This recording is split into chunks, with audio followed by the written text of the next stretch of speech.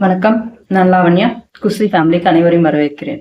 இந்த சனிக்கிழமை கரூர் நாமக்கலுக்கு போற மாதிரி பிளான் போட்டாச்சு. கரூர் அப்படின்னு பார்த்தா அது செந்தில் பாலாஜி கோட்டை அப்படின்னு மென்ஷன் பண்றாங்க. செந்தில் பாலாஜி கோட்டையா? எனக்கு புரியாத ஒரு விஷயம் என்னன்னா, இந்த மக்கள் இதை கிரியேட் பண்றாங்களா, இந்த அரசியல்வாதிகள் இதை கிரியேட் பண்றாங்களா? அதாவது இது இவங்களுடைய கோட்டை, இது இவங்களுடைய கோட்டை, அசைக்க முடியாது அப்படித்தான் திருவாரூரை சொன்னாங்க. கலைஞர் அவர்களுடைய கோட்டை அது அசைச்சு பார்க்க முடியாது அப்படின்னு சொன்னாங்க. ஆனா தலைவர் விஜய் அவர்களுக்கு அங்க கூடின கூட்டத்தை பார்த்தப்புறம் யாருமே இப்ப அதை பத்தி பேச முடியாம வாயடங்கி போயிருக்காங்க.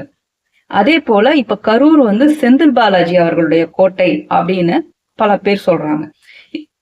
எனக்கு இந்த மக்கள் இருக்காங்கல்ல, இந்த மக்கள் முதல்ல இதை ரியலைஸ் பண்ணணும். அந்தந்த ஊர்ல இருக்கிற மக்கள் இது அவங்களுடைய கோட்டை, இது அவங்களுடைய கோட்டைன்னு சொன்னா, இல்ல இந்த இடம் அவர்களுடைய கோட்டை கிடையாதுன்னு நிரூபிக்க வேண்டியது அவர்களுடைய உரிமை. இது மக்களுக்கான கோட்டை. அது ரொம்ப ரொம்ப ஆபத்தான விஷயம். எப்போ அவங்க கோட்டையா மாறுது அப்படின்னா, அவங்களுடைய ஆதிக்கம் அங்க அதிகமா இருக்கும் பட்சத்தில் அந்த இடம் அவங்களுடைய கோட்டையா மாற்றப்படுது.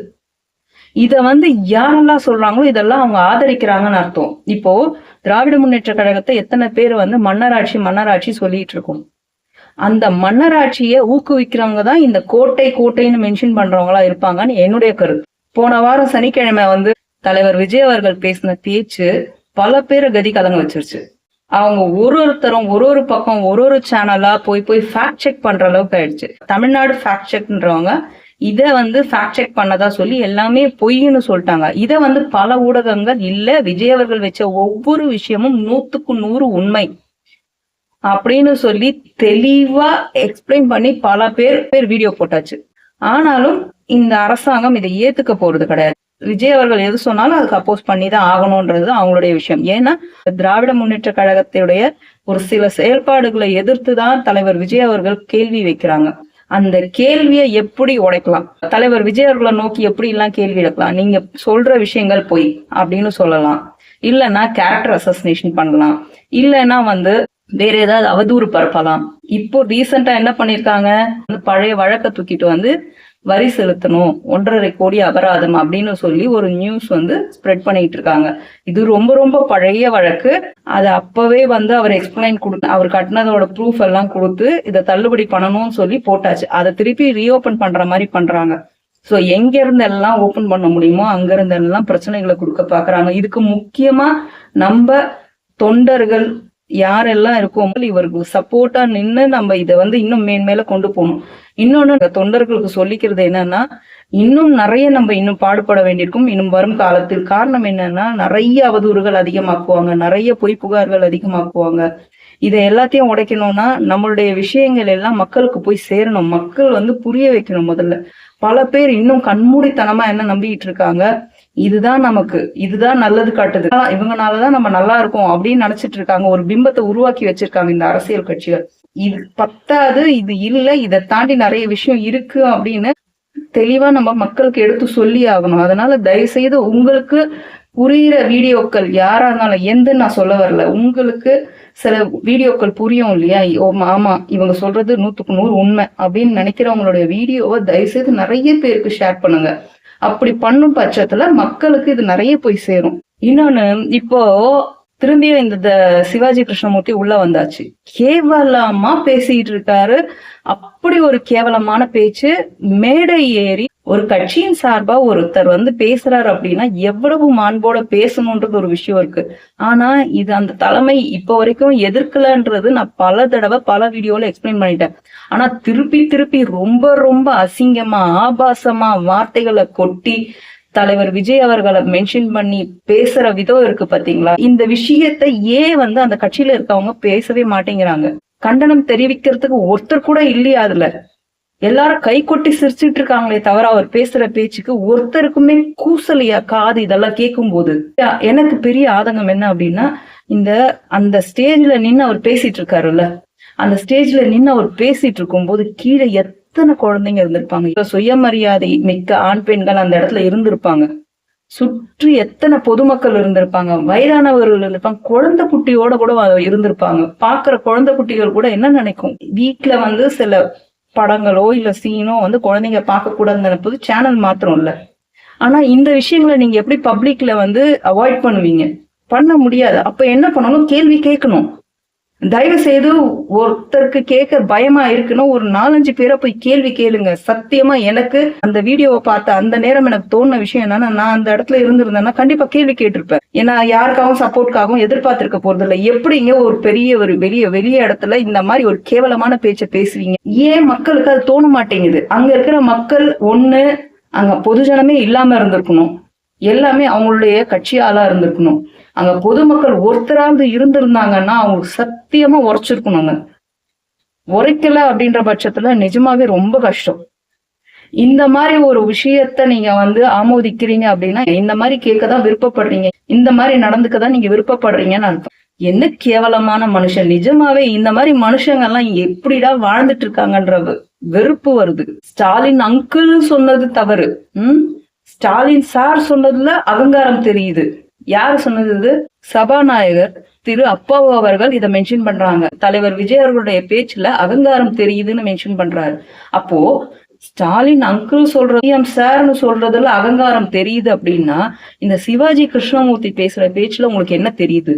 அப்படியே வந்து திருக்குறளும் திருவாசகமும் பேசுற மாதிரி இருக்கா? அடுத்த விஷயம், இந்த சீமான் அவர்கள் அவ்வளவு ஏமாத்திட்டு இருக்காங்க மக்களை.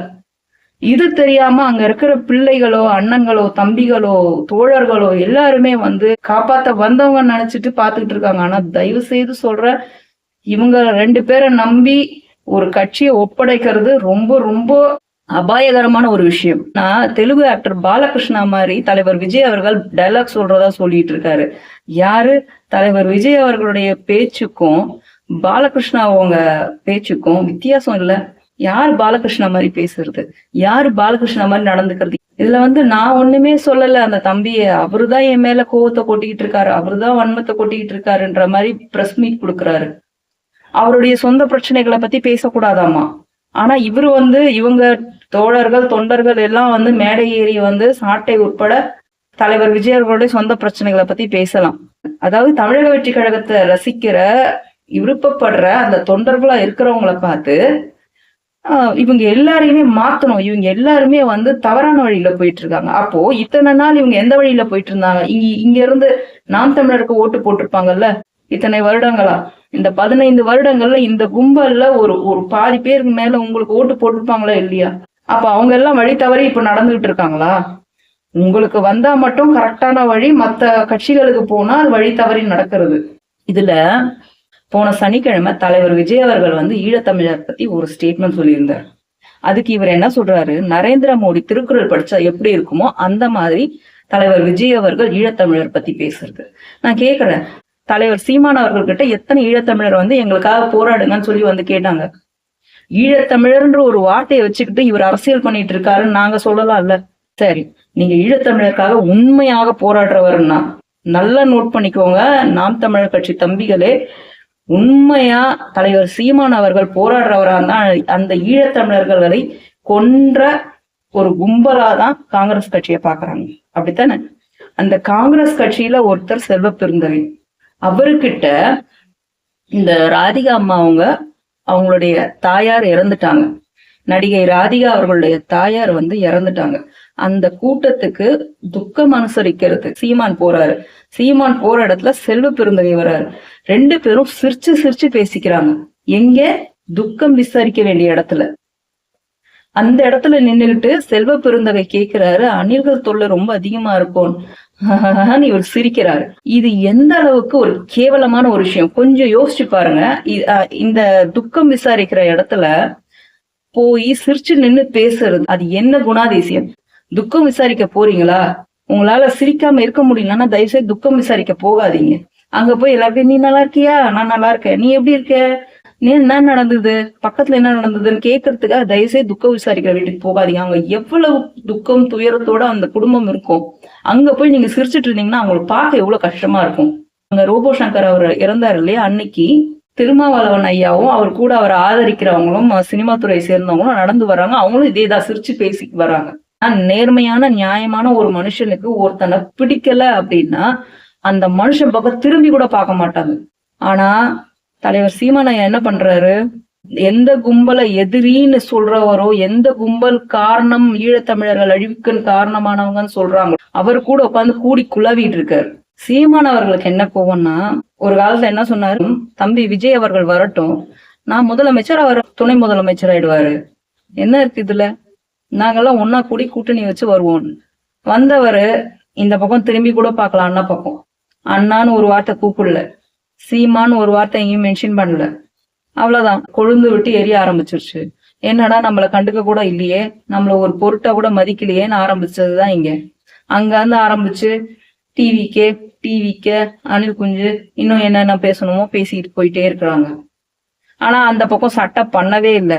அது இன்னும் வைத்தறிச்சலா போய் மனுஷன் வந்து என்ன பண்றோம் அப்படின்றது சுயநினைவே இல்லாம, இன்னும் 6-8 மாசத்துல எலெக்ஷன் வருது, அந்த விஷயத்த விட்டுட்டு அதுக்கு என்ன முன்னேற்பாடுகள் பண்ணணும், அதுக்கு முன்னெடுக்கணும் அப்படின்றத விட்டு இந்த விஷயங்களை இறங்கியாச்சு.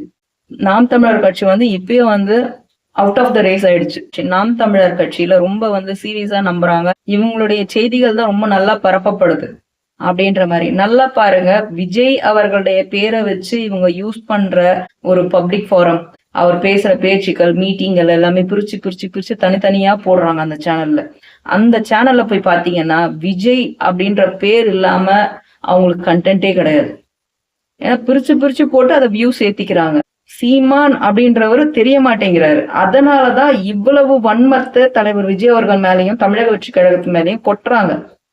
இப்ப அந்த இடும்பாவனம் கார்த்திகின்றவர் இருக்காரு இல்லையா, அவரு கூட கிட்டத்தட்ட இவரு சீமான் மாதிரிதான் பேசுறாரு.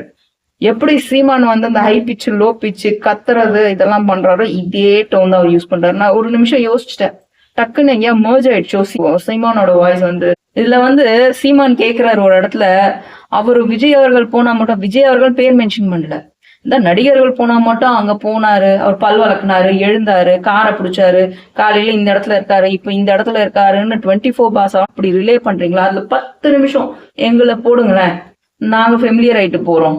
இது என்ன விஷயம்? உங்களுடைய கோட்பாடுகள் பிடிச்சிருந்தா, உங்களுடைய விஷயம் பிடிச்சிருந்தா, மக்கள் உங்களை பார்க்க ஆரம்பிச்சா, விரும்ப ஆரம்பிச்சா, விஜய் அவர்களுக்கு மேல உங்களுக்கு வந்து வீடியோ கால் போடுவாங்க. ஆனா இங்க விரும்பப்படுறது தலைவர் விஜய் அவர்கள் தான், பார்க்கப்படுறது தலைவர் விஜய் அவர்கள் தான், கேட்கணும்னு நினைக்கிறது தலைவர் விஜய் அவர்களோட பேச்சு தான். அதனாலதான் அவரை 24/7 போடுறாங்க. நிறைய யூடியூபர்ஸ் வந்து அவங்க சேனல்ல ரொம்ப நடுநிலையா பேசுவாங்க. நடுநிலை நான் எப்படி சொல்றேன்னா, திராவிட முன்னேற்ற கழகத்தை பத்தின நியூஸா இருந்தாலும் சரி, அதிமுகவை பத்தின நியூஸா இருந்தாலும் சரி, நாம் தமிழர் கட்சி, தமிழக வெற்றி கழகம், இந்த மாதிரி எந்த பாட்டாளி மக்கள் கட்சி, எந்த கட்சியா இருந்தாலும் அவங்களுடைய பிளஸ் அண்ட் மைனஸ அழகா புட்டு வச்சு, இது இப்படி பண்ணிருக்கலாம், இது தவிர்த்திருக்கலாம் அப்படின்னு சொல்லி அழகா சொல்லுவாங்க.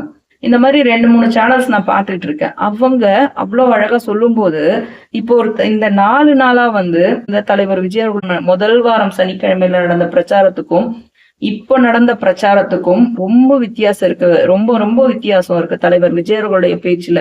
ஃபர்ஸ்ட் டைம் ரொம்ப காமன் கம்போஸ்டா மாதிரி ரொம்ப சிம்பிளா முடிச்ச மாதிரி இருந்தது. ஆனா இந்த தடவை ரொம்ப ஃபயரி ஸ்பீச், தெரிக்க விட்டாருன்னு தான் சொல்லணும். அப்படி இருந்தது பேச்சு. உண்மையும் இருந்தது, கேட்க வேண்டியதை நச்சுன்னு நெத்தி போட்டுல அடிக்கிற மாதிரி கேட்டாரு.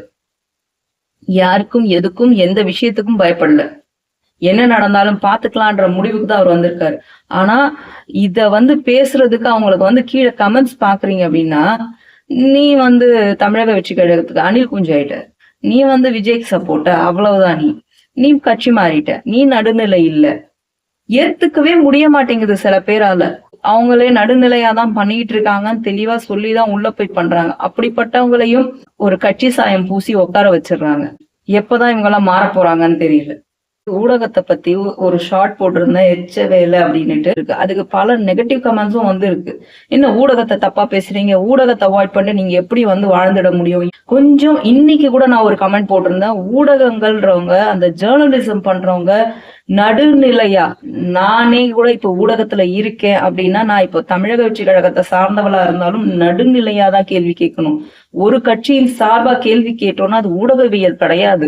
இப்ப என்னுடைய தனிப்பட்ட சேனல்ல நான் இப்ப வந்து தமிழக வெற்றி கழகத்துக்கு சார்பா பேசிட்டு இருக்கேன். இப்ப நான் ஒரு சேனலுக்கு போய் வந்து ஒரு நெறியாளரா உட்காரேன் அப்படின்ற பட்சத்துல நான் எதிரில் இருக்கவங்களை கேள்வி கேட்கும் போது எந்த கட்சியாக ஆளா இருந்தாலும் வெறுப்ப வந்து உமிழாம அவங்க கிட்ட நேர்மையா என்ன மக்களுடைய கேள்விகளோ அந்த கேள்விகளை எடுத்துட்டு போய் முன்னாடி வைக்கணும். என்ன மக்களுடைய கோபமோ அதை கொண்டு போய் வைக்கணும்.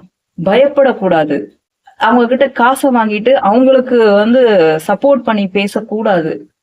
இந்த எவ்வளவு கேவலமா தலைவர் விஜய் அவர்களை போர்ட்ரே பண்ற பல ஊடகங்கள் இதே சனிக்கிழமை பிரச்சாரத்துக்கு போகும்போது 24/7 லைவ் போட்டு அவங்க சேனல் டிஆர்பி ஏத்திக்க பாக்குறாங்க. 24/7 லைவ் எடுக்க கூடாது சொல்லல, ஆனா தயவு செய்து நடுநிலையா இருங்க. இன்னொன்னு நல்லா பாருங்க, லாஸ்ட் வீக் வந்து அவர் முடிச்சுட்டு அவ்வளவு டயர்டா ஏர்போர்ட்டுக்கு கிளம்பி போறாரு. ஏர்போர்ட்ல இறங்குறாரு. நாகப்பட்டினம் திருவாரூர் முடிச்சுட்டு ஏர்போர்ட்ல இறங்குறாரு.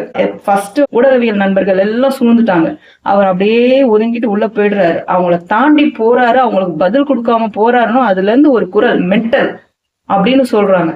எவ்வளவு தைரியம் இருந்தா ஒரு அரசியல் கட்சி தலைவரை மென்டல் சொல்லுவீங்க? இது முதலமைச்சர் ஸ்டாலின் ஐயா அவர்கள் வராங்க, அவர் வந்து பதில் கொடுக்காம போறாரு, மென்டல் சொல்வீங்களா? சும்மா விடுவாங்களா அதுக்கப்புறம் காவல்துறை? இதனாலதான் நாங்கெல்லாம் இவ்வளவு தூரம் பேச வேண்டிய நிலைமையில இருக்கோம். நீங்க எல்லாரையுமே தலைவர் விஜய் அவர்களை வந்து நிறைய விஷயங்களை டேக் இட் ஃபார் கிராண்டடா பண்றதாலதான் கோபம் எங்களுக்கு வந்துட்டு இருக்கு. அவர் கோபம் இருந்தாலும் அந்த கோபத்தை வந்து நியாயமான வழியில காட்டணும்னு அவர் பார்த்துட்டு இருக்காரு. அந்த மென்டல்ன்ற வார்த்தை நீங்க எப்படி யூஸ் பண்ணுவீங்க எனக்கு தெரியல. இதனாலதான் சொல்றோம், உங்களுக்கு எதுக்கு இன்டர்வியூ தரணும்னு. நீங்க மென்டல் சொல்வீங்க, மத்த ஏதாவது சொல்வீங்க, பர்சனல் கேள்விகள் தான் அதிகமா வரும். அரசியல் சார்ந்த அவங்க கேள்வி கேட்பாங்களா? எப்படி தலைவர் விஜயகாந்த் அவர்களை வந்து கேள்வி கேட்கிறேன், இன்டர்வியூ பண்றேன்ற பேர்ல உட்கார வச்சு அவரை அசிங்கப்படுத்தி அவரை வந்து அவருடைய கோவத்தை தூண்டி விட்டு இப்படின்னு ட்ரிகர் பண்ண வச்சு அவரை எப்படி அசிங்கப்படுத்தினாங்க எவ்வளவு ஊடகங்கள், அதை எவ்வளவு ட்ரால் மெட்டீரியல் ஆக்குனாங்க. இதெல்லாம் எதுக்கு? வந்தோமா, வேலையை பார்த்தோமா, போனோமான்னு இருக்காரு அவரு. இது உங்களுக்கு பொறுக்கல. அதுல இன்னொரு இன்ட்ரெஸ்டிங்கான விஷயம் என்ன தெரியுமா? ஊடகங்களை ஒதுக்கிட்டு உள்ள போனவர் அந்த தூரத்துல மக்கள் நிக்கிறாங்கன்னு அவங்களுக்கு வந்து கை காட்டிட்டு போனாரு. நம்மள பின்னாடி இருந்து இப்படி குத்துறவங்களுக்கு பதிலா நம்மள நேசிக்கிற அவங்க கிட்ட சிரம் தாழ்த்துறதுல ஒரு தப்பும் கிடையாது. ஊடகங்கள் இவருடைய இன்கம் டாக்ஸ் பத்தி ரிலே பண்றாங்க. தமிழ்நாடு அரச சுப்ரீம் கோர்ட் வந்து திட்டி இருக்கு. அத வந்து யாருமே போடல. காரணம் என்ன? தமிழ்நாடு அரசுக்கு சப்போர்ட் பண்ணி பொது இடங்கள்ல மக்களுக்கு இடையூறு கொடுக்கற மாதிரி இருக்கக்கூடாது தலைவர்களுடைய சிலைகள் வைக்கிற விஷயத்துல. அதே போல அந்த தலைவர்களுடைய சிலைகள் வைக்கிறதுக்கான காசு மக்கள் வரி பணத்துல இருந்து போகக்கூடாது, தமிழக அரசின் பணத்துல இருந்து போகக்கூடாது. தமிழக அரசின் பணம்ன்றது எது? நம்ம கட்டுற வரி பணம். இந்த மாதிரி விஷயங்கள் ஏன் ஊடகத்துல வரல? மேலும் பேசுவோம். நன்றி, வணக்கம்.